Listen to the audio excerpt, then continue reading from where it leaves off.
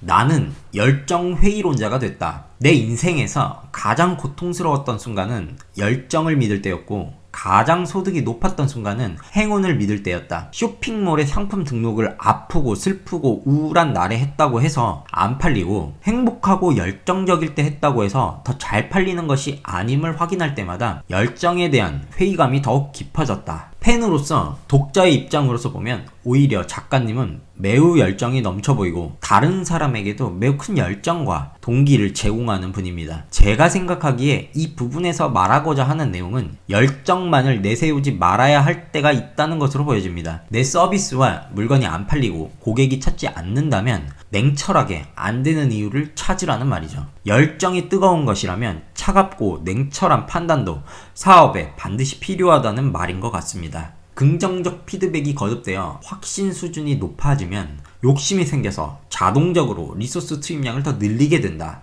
만약 확신 수준이 낮은데도 열정 같은 리소스를 억지로 계속 투입하면 언젠가는 지쳐서 포기한다. 결국에는 확신 수준으로 리소스 투입량이 수렴한다. 인생은 운이다. 자영업자의 90%가 망한다면 1000번 할 수 있는 준비를 하고 뛰어들어야 한다. 10번 연속 뒷면만 나올 준비를 미리 해야 한다. 작가는 리스크에 대한 이야기를 굉장히 많이 합니다. 절대 돈, 시간 같은 리소스를 과투입해서 다시 시도할 수 없는 상황을 만들지 말라는 건데요. 작가의 현재 140만 유튜브 계정이 탄생하기까지 10개가 넘는 실패한 계정이 있었다고 합니다. 리스크를 적게 여러 번 시도하면서 성공한 것이죠. 아마존 CEO 제프 베이조스도 성공하려면 초기에는 작게 시작하고 성장의 단계를 절대 건너뛰지 말라고 이야기를 했습니다. 그때는 중국에서 물건을 사다가 팔아서 돈을 벌었대. 어이가 없네. 옛날에는 유튜브를 아는 게 있었는데 영상을 업로드하고 돈을 벌었대. 아직 인터넷이라는 걸 쓰던 시대에는 블로그라는 게 있어서 코딩도 할 줄 모르는 사람들이 컴퓨터로 돈을 벌었대. 완전 꿀 빨던 세대 아니야? 꼰대들. 심리학의 달인이 와서 조급함과 열망에, 욕심에 불을 지르고 갔습니다.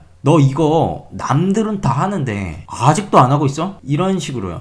대한민국이 고도 성장기였던 지난 30년 동안 주식, 부동산 투자자들은 많은 부를 쌓을 수 있었습니다. 직장 생활만으로도 큰 부자가 될 수 있었습니다. 반면 소극적으로 투자하고 일만 열심히 하신 분들은 아직도 은퇴를 하지 못하고 계십니다. 현재는 같은 일이 다른 형태로 벌어지고 있는 겁니다. 앞으로도 이 패러다임 변화에 따라 계속 기회가 있을 거예요. 예민하게 반응하지 않으면 결국 뒤처지는 겁니다.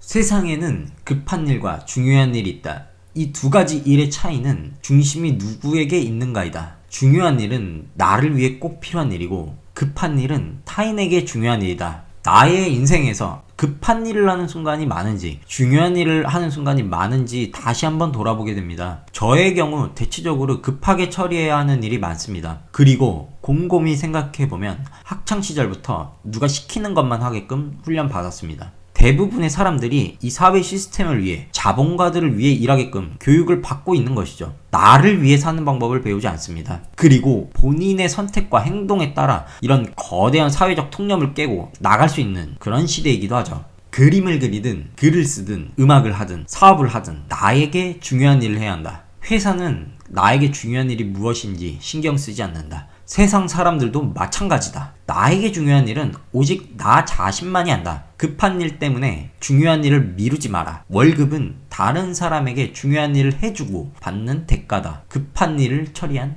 값이다. 성공한 사람들은 하나같이 자기 일을 하라고 합니다. 그리고 남 일을 잘해줘서 성공한 사람을 찾아보기도 힘들죠. 정리해보면 결과는 결국 한 곳으로 모인다는 걸 알 수 있습니다. 모두가 같은 이야기를 하니 뻔하고 당연하다 생각할 수 있습니다. 반대로 보면 정말 중요하기 때문에 모두가 이야기하는 것일 수도 있습니다. 나에게 중요한 일을 할 수 있는 여건과 환경을 만들어야 한다. 응원해주는 사람도 없고 도와주는 사람도 없을 것이다. 오로지 혼자 걸어가야 한다. 회사를 그만둬도 격려해주는 사람은 없다. 회사는 나의 인생을 책임지지 않는다. 회사에서 결정적 실수를 한다면 갑자기 고립무원에 놓이게 된다. 회사에서 성과를 올린다면 갑자기 서로가 숟가락을 얹으려고 한다. 회사의 관례와 규칙이 하늘에서 떨어진 것 같지만 그냥 그들이 정한 것이다. 다른 사람이 돈을 벌기 위해 정한 것이다.